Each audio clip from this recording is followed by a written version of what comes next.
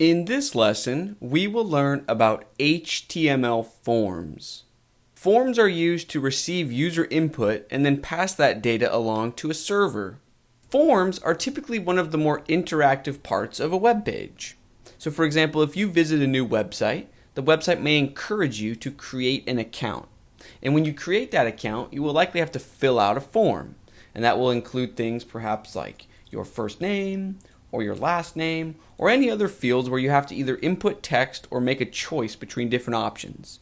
And there is usually some sort of submit button that finalizes your input and sends the data off to a server somewhere. Now, the entire concept of submitting and processing that data at a server level is completely outside the scope of this course. However, learning how to create the front-facing or front-end or user experience side of the forms is completely within the scope of this course. So in this lesson, we will review the HTML codes required to create a basic form where users can enter different data into different fields. And we're going to start from scratch. So we will write all of the code together. Let's get started. Here we are in a text editor with a new blank page. We can see the body element is completely empty. So if I view this page in a web browser, it is a perfectly empty page. So let's begin creating a form. The first element is very intuitively named, form. And within this element is where we include additional code to construct the actual form. So the first thing that we will do is create a very basic text input field. The element that we will use to achieve this is simply named input. And it has an attribute named type. And then we can include a value with this attribute to specify what type of input this is.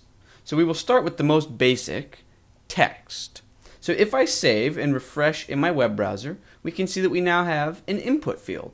So if I click on this, I can then begin typing on my keyboard.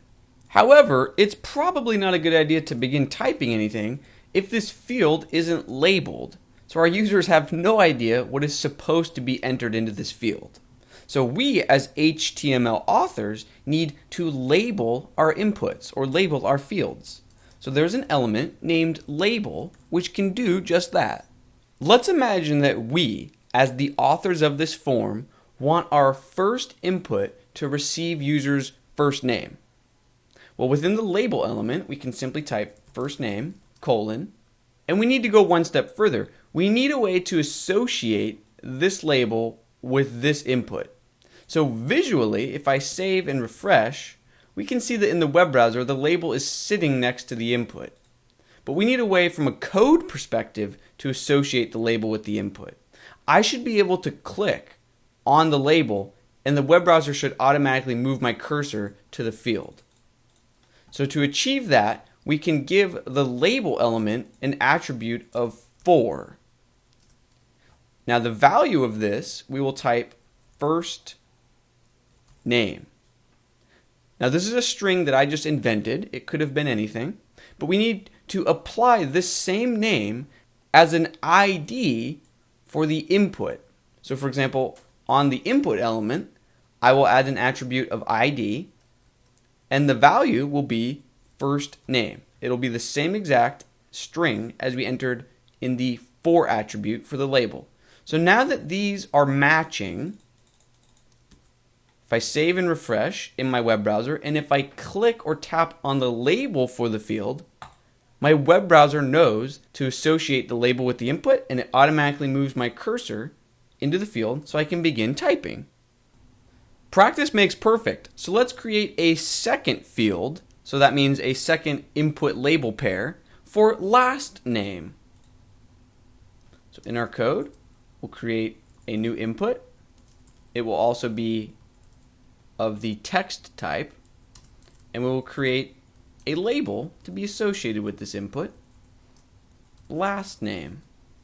Now we want to be sure to give this label element the for attribute. Again, this is a text string and we can invent anything we want as long as it doesn't have spaces in it. So I will type last name with a capital N for name, and then we want to include this matching string on the input element in the ID attribute, last name. So if I save and refresh, you can see we have a second field here, last name, and if I click on the label, it automatically moves the cursor so we can begin typing in the field. Now that we have successfully created two label input pairs, I want to point something out. While it's true that we do always want an input to have a label associated with it, there is more than one way to achieve that. So the first method that we saw is to use the for and ID attributes and to give them a matching name. However, an alternative way to associate the input with the label is to simply move the input to sit within the label element. So you can rely on your HTML structure to associate the two elements. So if I save and refresh and click on the first name label, you can see that we still have the behavior that moves our typing cursor into the field. However, even though nesting the input inside the label works in most web browsers, it still is not well suited for every screen reading device out there. So that means in terms of keeping our forms as accessible as possible, I still strongly recommend that you use the for and ID attributes to create your label input pairs. Having said that, I did want you to be aware of this label input nesting method. Moving on, let's add a submit button to the form that users can click or tap on to indicate that they have finished filling out the form. Down here, we will create an input and we will give it a type of submit. We will also add an attribute of value, and this is where we can control what the button should say. So we could have this say submit or go or save. Let's just start with submit. So if I save and refresh, we can see that there is a button that users can click or tap when they have completed filling out the form. Now, speaking of submitting the form, we mentioned earlier in the lesson that it's outside the scope of this course to do any of the processing of the data, like saving it to a database. That would require a programming language, which HTML is not. So HTML simply constructs the user experience, the user interface, the front end. However, there's one final attribute that we need to add to each of our inputs to make the form accessible to programming languages so they can actually do something useful with the data. And what we need to do is add an attribute of name to each of our inputs. So this is the input for the first name field. So I will give this a name of first name. You really don't want to include spaces in the name. So I'm going to have this all one word and just capitalize N for name. And our input for last name, we will do the same thing. We will give it an attribute of name, and then the value we will say is last name. We do not need to add a name attribute to our submit button. We only need to add the name attribute to input fields where users are making a choice or entering text. With our name attribute in place, our first basic form is complete. In our next lesson, we will learn that there is much more to forms than simple text input types. I'll see you in the next lesson.